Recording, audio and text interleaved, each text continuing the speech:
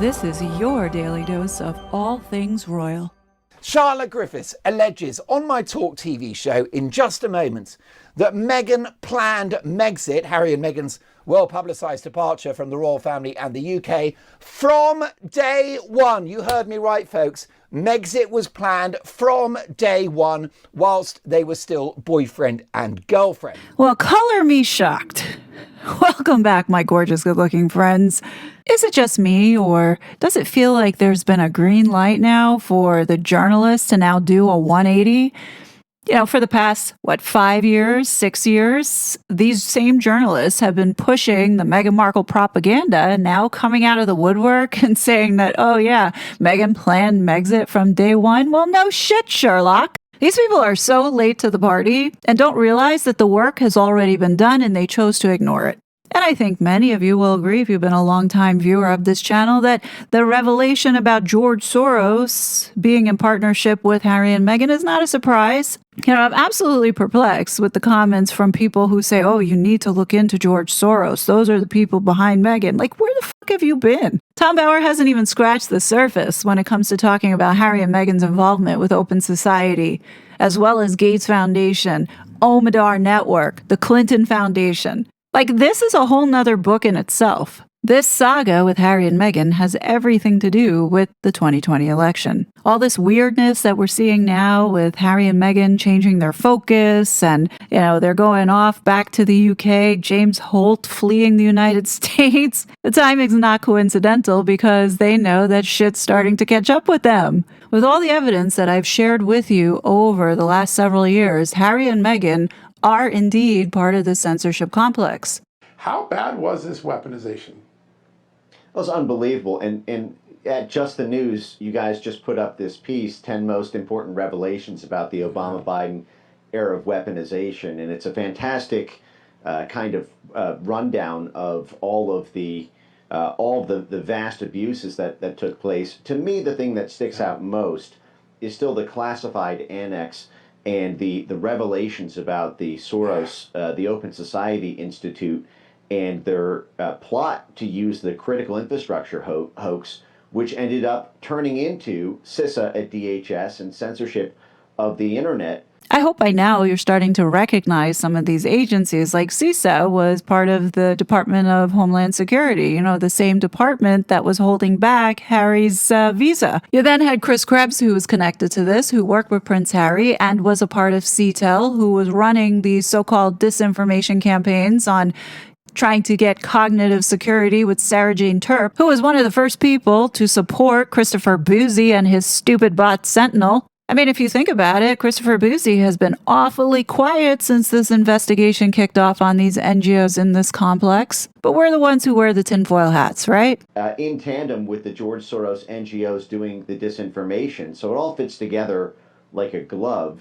And I should note that George Soros that very month also met personally with Hillary Clinton at the State Department while they were cooking this plan up. But the focus, I think what Tulsi and Cash have been doing with these revelations around Russiagate and around declassifying classified documents has been amazing. But we are still lacking one very, very critical underside of the semi-classified iceberg, and that is USAID. But we still have no revelations. We have more transparency about the CIA and the FBI than we do about the humanitarian aid organization, so-called humanitarian aid organization, USAID. That cannot stand. This White House is flying blind on foreign policy until they actually can reconstruct what was done by previous administrations through USAID. Now, for those that don't know or weren't aware, this weekend was CPAC, which is the Conservative Political Action Conference that happens annually, where all the Republicans come together to not only network, but also to discuss conservative policies and also rally, because we have midterms coming up in November. This weekend, Mike Pence was invited to speak, and he made a major announcement that he will be joining the Trump administration to focus specifically on this censorship complex. I think it's really important for every single one of you, even if you're not an American, to listen to this, because what he talks about does affect not only people in Europe, but also in Australia, in the EU. And then you also have Dr. Malone. Now, before I go ahead and play this clip, I'm going to ask you, please stick through the whole entire clip, because this conversation and discussion does affect every single one of you, even if you're not in the United States. And hopefully you're going to understand what Harry and Meghan really have been up to. Well, thank you all for being here, and thank you to Mike and Dr. Malone. I want to start off with really mapping out how we got to this current place in censorship, particularly online, because I feel like we look back at the days of shadow banning or even having your account suspended, and that all seems really cute in comparison to what is happening now as we look across the international global censorship complex. Mike, I'd love for you to start with just explaining how we got to this moment. Well, the censorship industrial complex, which is government, private sector, nonprofits, and media all working together to pull their own levers in order to achieve that censorship state, came about really in significant part because Donald Trump won the 2016 election and something called the First Amendment of the United States Constitution stood in the way. And so to end run the First Amendment, instead of having the government directly put its finger on the trigger, they would use essentially a public-private partnership model to have university centers, NGOs, nonprofits, foundation grantees, and government grantees do the dirty work for the government. And what that ended up resulting in was a very serious push by informed citizens, by the hearts and minds of the American people and allies across the seas, and the election of Donald Trump to scale back an incredible amount of that infrastructure at the NGO layer that resulted in the closure of USAID functionally, that resulted in the shutdown of the State Department's Global Engagement Center at the head of the center of the Twitter files, that resulted in hundreds of millions of dollars of censorship grants being cut to the NGOs. But this problem now persists on the international stage as there is an encirclement. While we've cleaned up so much in the United States, there is a censorship class in exile who are not out of jobs. They've simply gotten jobs in Europe with the EU. And that remains, at this stage, in my view, the main theater of battle. What is happening internationally to encircle the First Amendment rather than appeal it. And on that note, I have a breaking CPAC exclusive. I'm honored to announce that this week I've actually begun to work with the administration on a transparency drive about the nature of those NGOs so that the American people can have more visibility about what they've been paying for to create it in the first place. That's fantastic, and congratulations to you, Mike. Dr. Mullen, I'd love for you to talk a little bit more about what Mike was laying out in terms of where we are now with the international censorship that we've been seeing. You've written about these problems in the EU and in Brussels. What do you think Americans should think when they see that? Because I feel a lot of Americans say, well, it's happening over there, but it's not happening here, so we shouldn't have to worry. Why is that not the case? So what's going on now is all of these, and it's largely bi-coastal or Silicon Valley-driven companies, are global. And they don't have the structure, it doesn't fit their business model to have separate policies for censorship and management of information between different market spaces. And so what's been done with the Digital Services Act in the European Union, and also in other ways, really across all the NATO countries and the Five Eyes Alliance, is to implement policies that ostensibly are just targeted at those regions and those political structures, but because of the nature of all these companies are globalized, what happens in Europe doesn't stay in Europe. It gets deployed here in the United States. And so we have, in the case of the Digital Services Act and the organization that Mike is talking about, is that all of this infrastructure, including the non-governmental organizations that are empowered to essentially identify speech that should be, by their determination, blocked, that becomes functionally blocking in the United States also. So what the standards and policies are implemented in the European Union become implemented in the United States. So when, I experience it all the time. Mike was talking, and you were talking about, well, shadow banning is so yesterday, but small rooming isn't. This policy of controlling, as Elon Musk has acknowledged in interacting with the DSA and the European Union, it's freedom of speech, but not of reach. And so you're allowed to say things to some extent, you're small roomed into who can see that, and you're blocked from allowing any information that if so designated, to be disseminated in any wide range, including even domestically within the United States, because if you violate European policies, then any of these social media companies are at risk for being fined, and massively fined. I think it's 6% of gross revenue.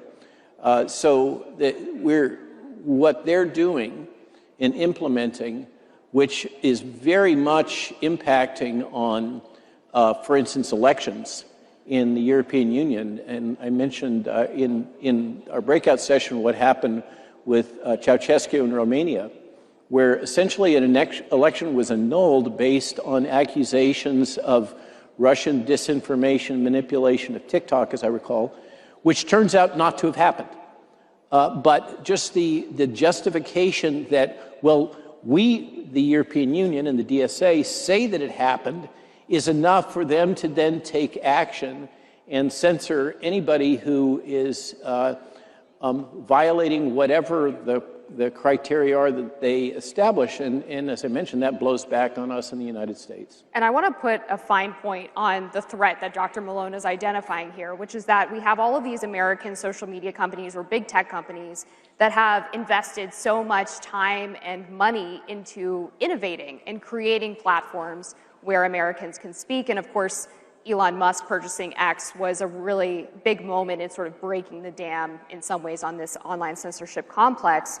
But if those companies are then trying to operate in other parts of the world and they're being fined incessantly, and in some cases even being threatened with jail time, yes, that could potentially destroy those businesses.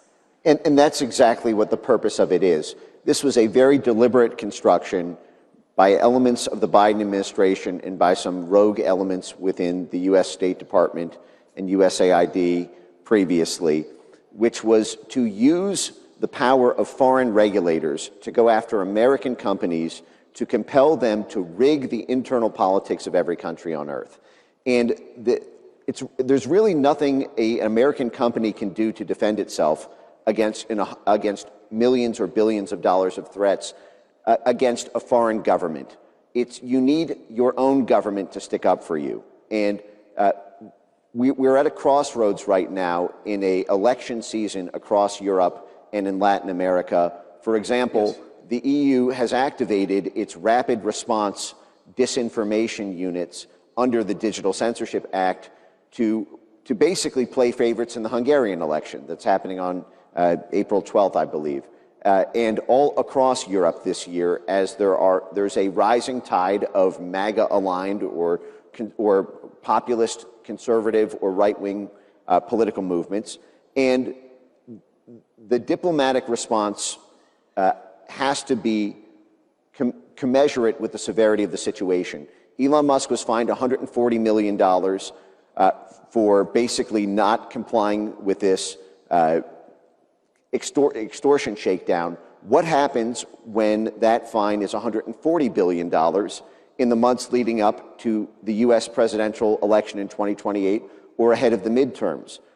I believe that leverage has to be created and a serious diplomatic response has to be initiated so that we can protect the American companies against foreign regulators who are trying to conduct a boomerang attack against our own politics by preventing them from platforming us. This was launched, this is formally launched in 2022, and strangely there was alignment between Barack Obama giving a speech, you may recall, about the necessity to censor in order to protect democracy, and the launching of the Digital Services Act. The truth is that this is a coordinated effort to shut down populist movements.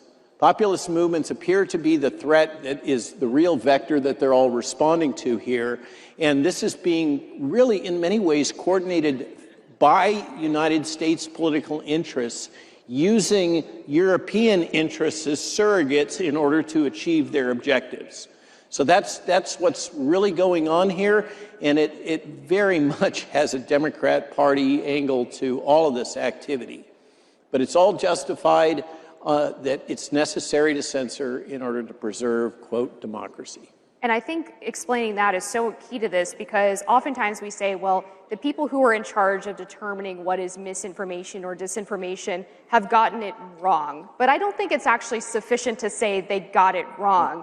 They deliberately identified things that they found inconvenient or even dangerous to their own pursuit of power.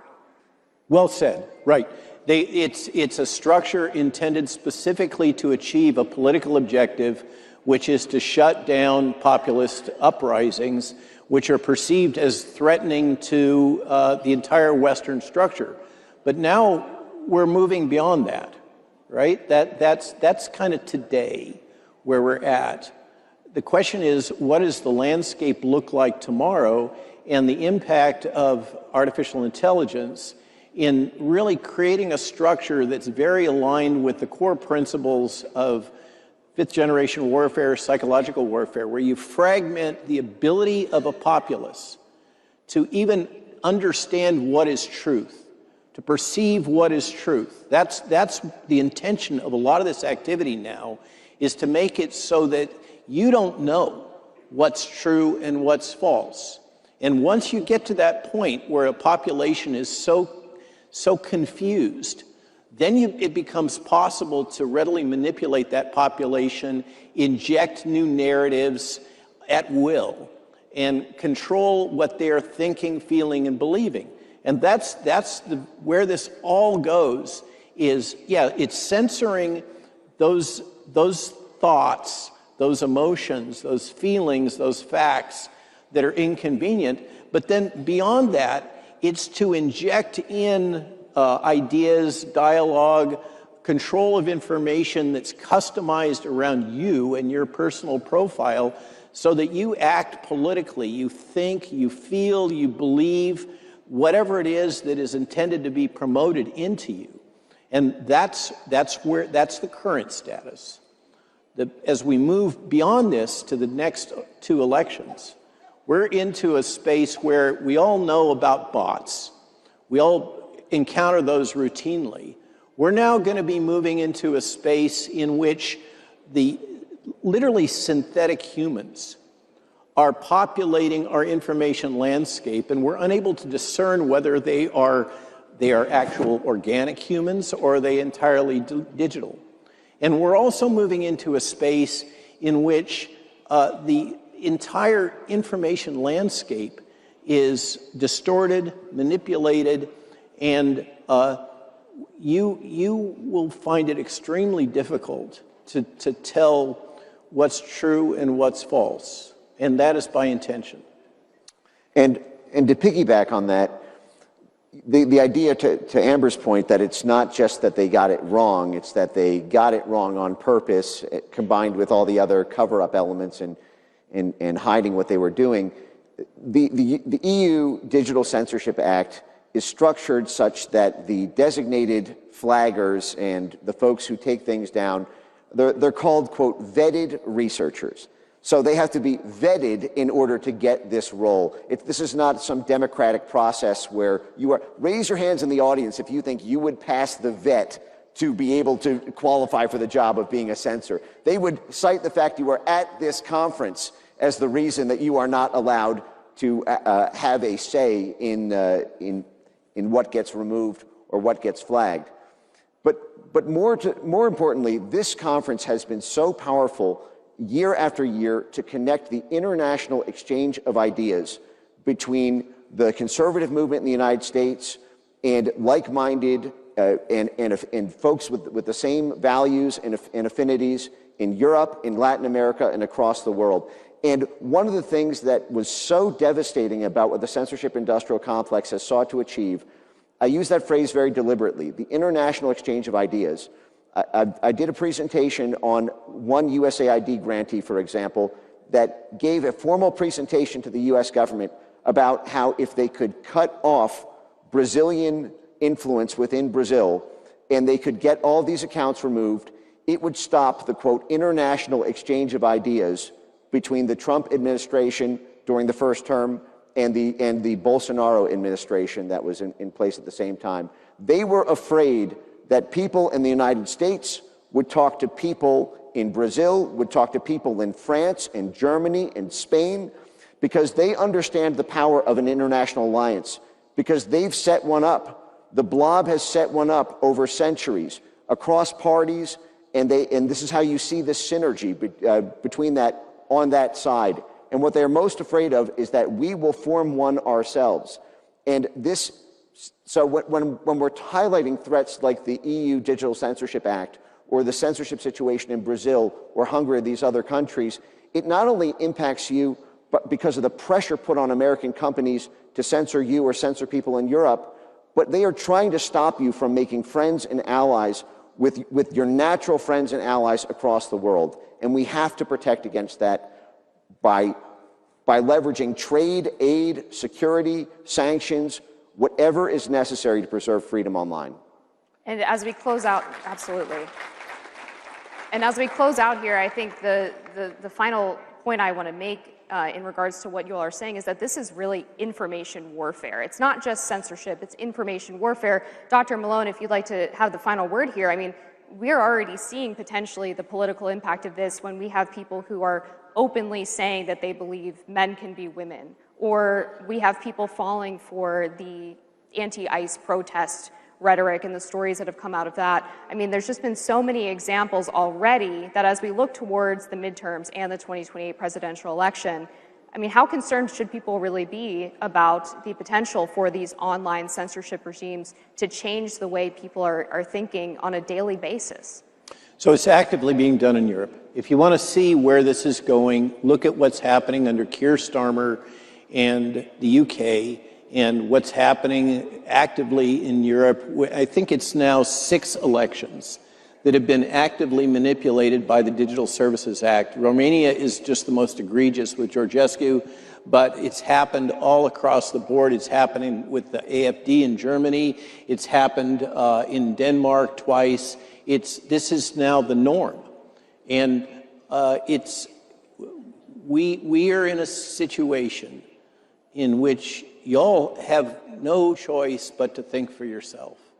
That's the only way around this, is you now have to take the time. You have to take the time to get educated, be aware that you are being manipulated, information manipulation on a routine basis. And you have to be aware that a lot of these things that are trickling up, like the various narratives that have become so widespread about anti-Semitism, that is promoted. The student protests, over 40% of the information that was coming out regarding the Palestinian conflict that was driving those student protests was synthetic. The foreign actors are actively targeting your mind, and the only defense you have is to really understand that you have no choice but to think for yourself. Dr. Malone, Mike Benz, thank you so much. Yeah, I get that everybody is tired of this couple with their nonsense, but understand this. This story has yet to begin. All I can say is that it's not going to be good if Harry and Meghan get their security status back. And we'll talk about that more in tomorrow's video. So if you're not subscribed, please go ahead, hit that subscribe button and turn your notification bell on, because that's a video that's going to lay out for you what was going on back in 2021 so you can understand why they are hustling now to get that security back into place. So you don't want to miss that. But definitely let me know your thoughts below. As always, I will be back with more content. But until then, please be safe, and I'll talk to you later. Bye. Such a fraud.